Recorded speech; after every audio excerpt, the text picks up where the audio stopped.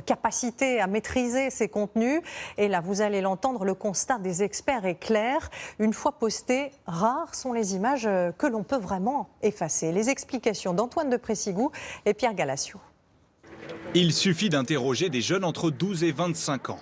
La plupart pourront vous raconter une histoire de revenge porn, l'image intime d'une personne dévoilée sans son consentement. J'ai une amie à moi qui sortait avec un garçon, elle lui a envoyé des photos d'elle nue. Elle lui avait envoyé ça parce qu'ils sortaient ensemble. Au moment où ils se sont séparés, en fait, ce garçon-là a divulgué toutes les photos. Elle a fait une dépression. Du coup, elle n'est pas allée en cours pendant, je crois, 6 mois. Même à la police, les gens culpabilisaient mon ami en disant que c'était de sa faute d'échanger la photo.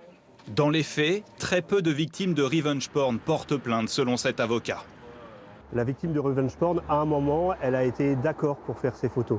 Et si on trouve peu d'affaires qui sont traduites ensuite devant les tribunaux, c'est parce que ce sentiment de honte est plus fort que la volonté d'agir.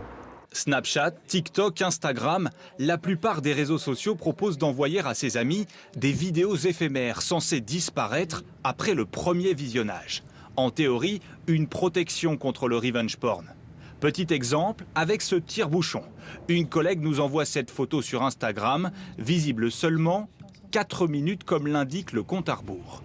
Mais cette protection est très simple à contourner. Il suffit d'aller dans les options du téléphone, d'activer la capture d'écran vidéo et de lancer la photo.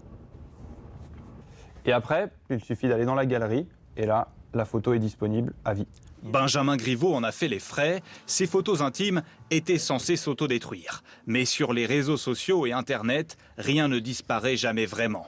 Même les professionnels du nettoyage de réputation sur Internet admettent certaines limites. À partir du moment où l'émission nous est confiée, ça peut prendre entre une demi-journée et 3 à 6 mois. Il y a des cas où on refuse même de prendre la mission parce qu'on sait qu'on n'arrivera pas à grand-chose. Un exemple, en 2014, un pirate informatique parvient à récupérer des photos intimes de l'actrice américaine Jennifer Lawrence. Il les publie sur Internet.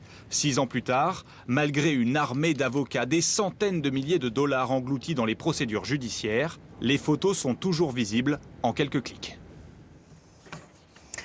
Je vous propose maintenant de revenir aux élections municipales, mais surtout